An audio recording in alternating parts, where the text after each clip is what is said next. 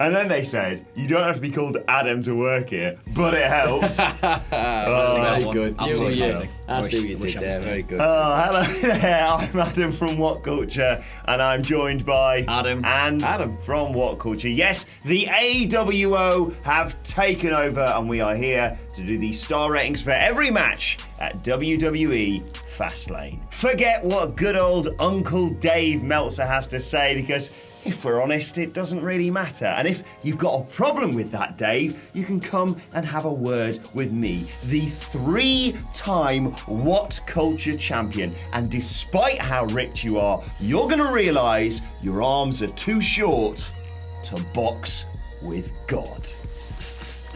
Anyway, petty online feuds aside, hello comment section, here's every match at Fastlane, star rated.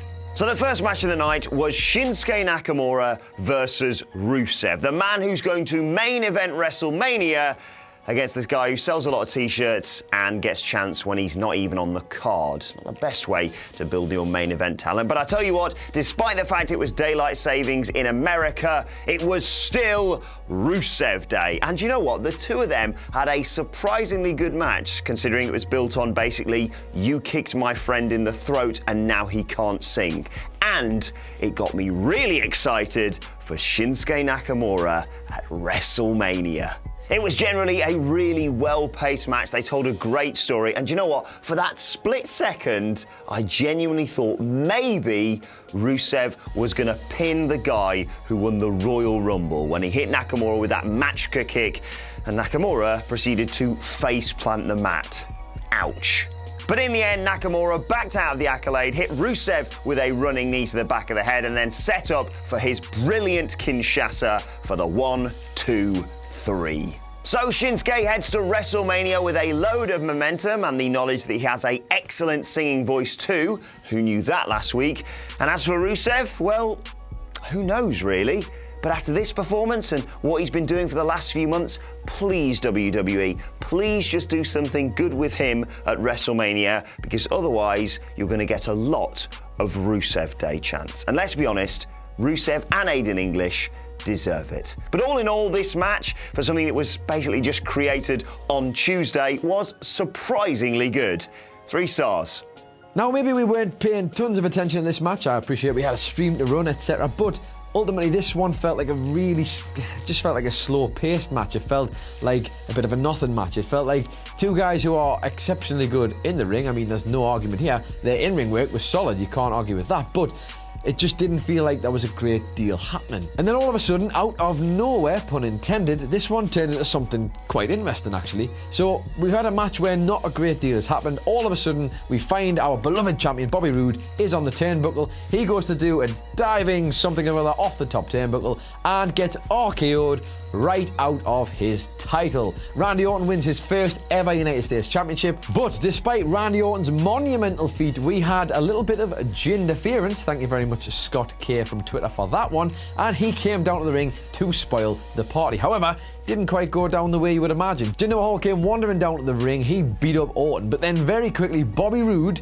gave him a glorious DDT, but more importantly, we had a glorious DDT then given to Randy Orton by the former champion, Bobby Roode. Big question here is this the beginning of the Bobby Roode heel turn that we've all been looking for and waiting for, to make him go back to how great he was, how perhaps some might say glorious he was in NXT? In terms of star ratings for this one, I'm going to have to give it about 2.5, I think. It wasn't anything fantastic, and not even the stuff at the end could kind of really bring that up.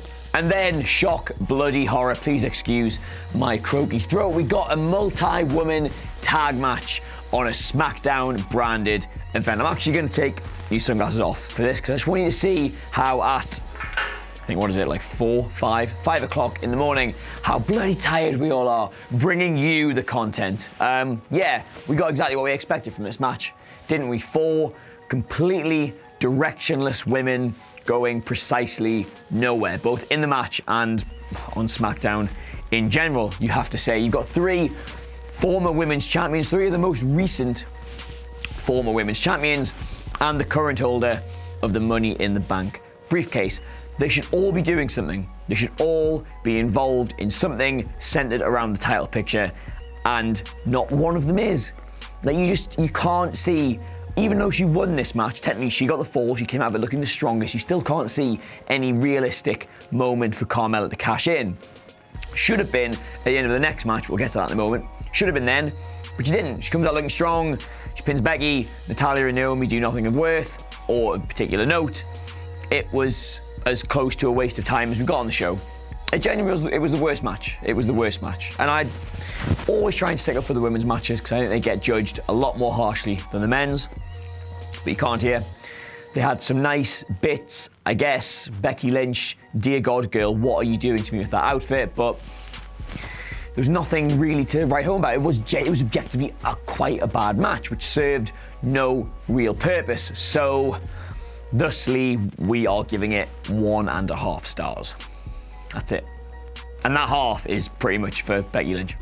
Now, I had anticipated that this match would possibly be the match of the night. The USOS versus the New Day, two teams who have an absolute reputation for producing stellar matches, and they weren't being wasted on the pre-show, so surely this was set to be a classic.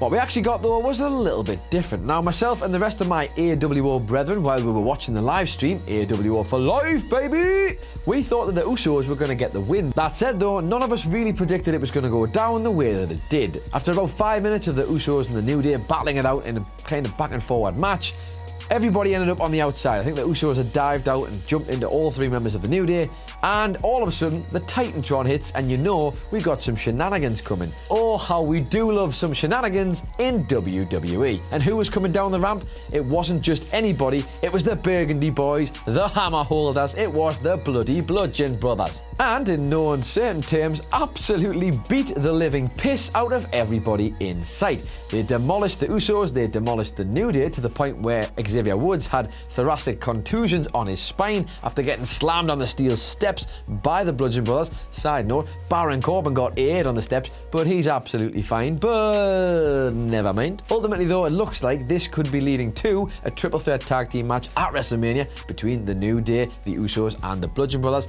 and very similar to the Randy Orton and Bobby Roode match. If this is the end result, we get a better match from it, we're going to get this triple threat perhaps at Mania, then to be fair, I'm all for it. Not going to give this one stars, I'm going to give this one hammers because they feel more appropriate, don't they? So for me, all in all, it's 3 hammers. Now, a world away from the women's tag match, again, please do excuse this voice. We had Charlotte versus Ruby Riott, which you got to say alongside the tag team title match was probably the most interesting going in, the one that you thought, oh, they could really, really do something with that, because Charlotte always delivers. She is Mrs. Bankable for WWE. Not to be confused with Mrs. Money in the Bank, Mrs. Bankable. She will deliver. Put her in a match with anybody on a pay-per-view, she will give you something worth watching. She always does, and she did. She did here.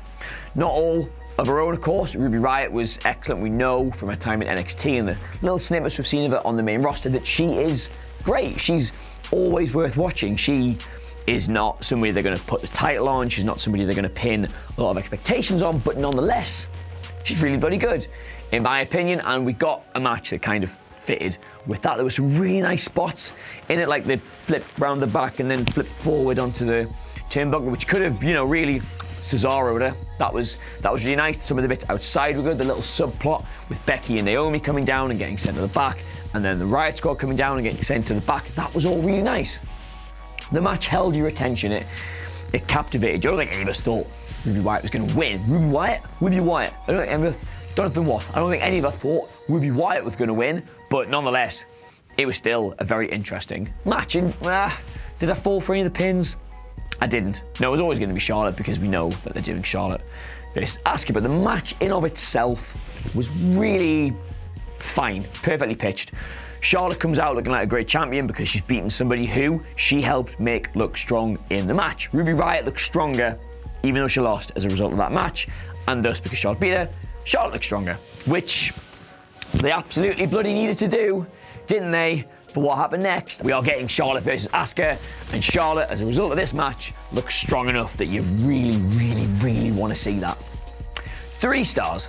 No, 3.5. No. 3.25. Yeah. They didn't f*** us. They actually gave us what we wanted. We Get the dream match. What a six-pack challenge. Oh, sorry, you actually wanted to talk about the match? Fine. Be honest, did any of us think that match was going to be that good? It's kind of been thrown together over the last few weeks. People have just been getting added left and right all over the place, so it's become a six-pack challenge. And we all kind of went, yeah, it's all well and good having all those blokes in it, but we all know who's going to win, right? But boy, it was good. We had the start with Cena hitting AAs on everyone except AJ, a bit like no one else had a chance of winning except those two. And generally the match just had this crazy pace with loads of insane, frantic spots, and I bloody loved it. You had Styles going through the table, Ziggler reversing the AA into a Famouser, which looked brilliant. Whatever the was going on with Corbin and Ziggler and the plexiglass, it was mental. And then, we had that moment with Sami Zayn and Kevin Owens in the middle of the ring. To be honest, I thought they'd screwed this up with what happened on SmackDown, but no, they were there, it built and built and built. Sami convincing Kevin, look, I'm gonna lay down, I'm your guardian angel. We've talked about this for months. And then just as he went to pin him, he rolls him up. Those two start doing their usual punching spot. I'll be honest, I could watch Kevin Owens and Sami Zayn, as people were saying on the night, fight forever. Brilliant. And then we had Kevin Owens going to superkick Sami Zayn on the outside, but accidentally hitting the sweatiest man in wrestling, Shane McMahon. Why was he at ringside? Probably for the exact reason, to get super kicked by Kevin Owens and then to cost both men their chance to win the WWE Championship. Cannot wait to see that followed up on Tuesday. And there was quite a few of those storylines, not only from AJ and from Cena, coming out of this match that is really going to be intriguing as we head towards WrestleMania. And then that finish. Corbin comes in and cleans house with the stairs. Cena then hits an AA with him onto the stairs. You can't pin people on the stairs, John, but anyway. Then Cena tries to hit two AAs on Ziggler, but on the second one, Owens comes in and cuts him off and hits a pop-up powerbomb. Then just as it looks like he is going to get the 1-2-3 victory, in comes Styles, who's been taking a nap on the table outside, hits a phenomenal forearm out of fucking nowhere and gets the win in what is quite clearly, match of the night. And even post-match was just perfect. That beautiful shot with the cameraman trying to go in close on John Cena's disconsolate face and him just pushing the camera away so it pans round to a celebrating AJ Styles. What next for John Cena? He doesn't have a path to WrestleMania. I can't wait to see what they do with him. But most importantly of all, after all the excitement, AJ Styles versus Shinsuke Nakamura for the WWE Championship at WrestleMania. I still can't quite believe they're giving us that. I'll take Brock versus Roman. I'm fine with it because we get the dream match at WrestleMania. I was going to give the six-pack challenge 4 stars, but maybe I'm getting a bit carried away. But what we get as a result of the finish of the six-pack challenge has just upped it that little bit. 4.25 stars. Get in! So that is every match at Fastlane star rated. Over to you now, Uncle Dave. Good luck. Let me know your thoughts in the comments section below. And as always, don't forget to like, share, and subscribe. Thank you very much for watching. I've been Adam Wilborn. I've been Adam Cleary. And I've been Adam Nicholas. We have been the AWO, and we'll see you at WrestleMania. Bum, bum, bum, bum. So, thanks for watching. Please feel free to click on any of these things around my head, or something terrible might happen to the dog. Too sweet me, bro. Traitor. Traitor.